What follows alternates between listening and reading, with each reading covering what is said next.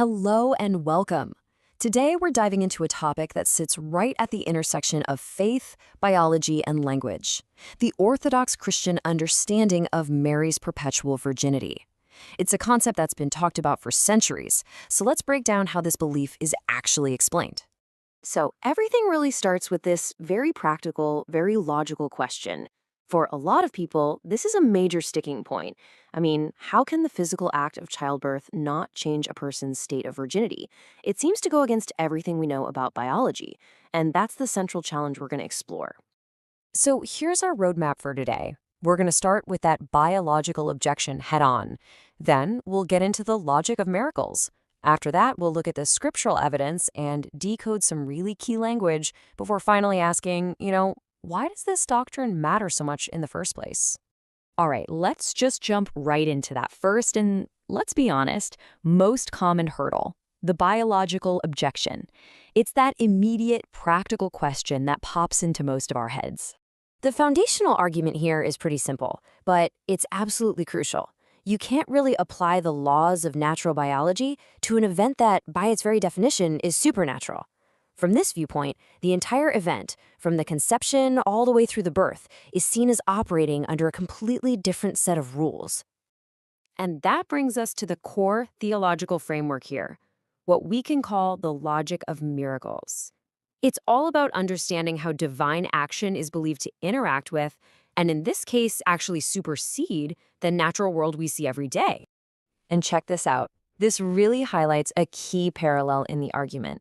If you can accept the first miracle, the virgin conception itself, then the second miracle, a birth that preserves virginity, just follows the exact same theological logic. It's all seen as one continuous supernatural event. Now, to make this idea a bit easier to grasp, early church theologians came up with some really powerful analogies. They compared the miraculous birth to Jesus rising from a completely sealed tomb or appearing inside a locked room. In both cases, he passed through physical barriers without breaking them.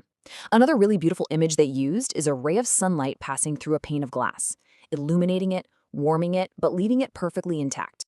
So you might be wondering, where did this idea even come from? Well, the church believes it found the scriptural backing for it woven right into the prophecies and symbols of the Old Testament. A central piece of evidence that's always cited is this prophecy from the book of Ezekiel. It talks about a very special gate, a gate that the Lord enters and which then stays permanently shut. So here's the interpretation. Theologians look at this closed gate and see a direct symbol for Mary's womb. Christ, who is the Lord, entered and then exited, but the gate itself remained shut, symbolizing her perpetual virginity. And it's not just that one verse. Another really powerful piece of imagery comes from the Song of Songs.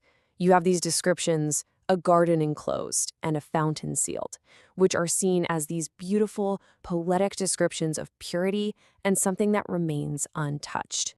You can see how early Christian thinkers read these verses and saw a perfect reflection of Mary. They believe that just like a fountain can be sealed to protect its pure water, Mary's virginity was sealed before, during, and after the birth of Christ. Okay, so we've covered the symbolism, but now we need to get into some very specific objections that come up based on the New Testament text itself. Let's take a look at how the source material addresses these head-on. This one is probably the most common objection you'll hear. The word until, at least in modern English, really implies that after the event, the situation changed, that Joseph and Mary did have normal marital relations after Jesus was born. But this is where understanding the original language becomes so critical. In Biblical Greek and the Semitic languages of the time, the word until simply tells you what was true up to a certain point. It makes absolutely no statement about what happened after that point. And this verse right here is the absolute perfect example to make the point. It says that Michal had no child until the day she died. So does that mean she had children after she died? Of course not. That's absurd. It's just a way of emphasizing that for her entire life, she was childless. The argument is that the same exact linguistic logic applies to that verse about Joseph and Mary. Okay, objection number 2, the use of the word firstborn. To our modern ears, if someone is the firstborn, it automatically implies there was a secondborn and maybe a thirdborn and so on. But again, we have to look at the original context. In Jewish law, firstborn was actually a legal title. It had specific religious duties attached to it. It was given to the child who opens the womb, and that title applied the moment they were born, whether or not any other children ever followed. An only child was still legally and technically the firstborn.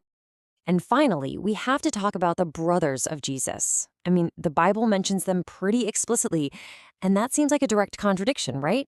But once more, it comes down to the language of the time. You see, in Aramaic and Hebrew, they didn't really have a separate, specific word for cousin like we do. The word for brother was used much more broadly to cover all kinds of close male relatives, cousins, nephews, you name it. A classic example is in the Old Testament, where Abraham calls his nephew Lot his brother. So, we've gone through the how, but the really important question is why. Why does this doctrine matter so much in Orthodox Christian theology? What's the spiritual significance here? Well, there are two core spiritual arguments. First is this idea of sanctity. The thinking is that the womb that literally carried God incarnate is seen as a uniquely holy space, set apart forever and not for ordinary human use. The second point comes from the crucifixion. On the cross, Jesus gives his mother into the care of the disciple John. Now, if she had other biological sons, Jewish custom would have demanded that they take care of her. The fact that he entrusts her to an outsider is seen as a powerful argument that she had no other children. So, to bring it all together, the belief isn't just about a single moment in time.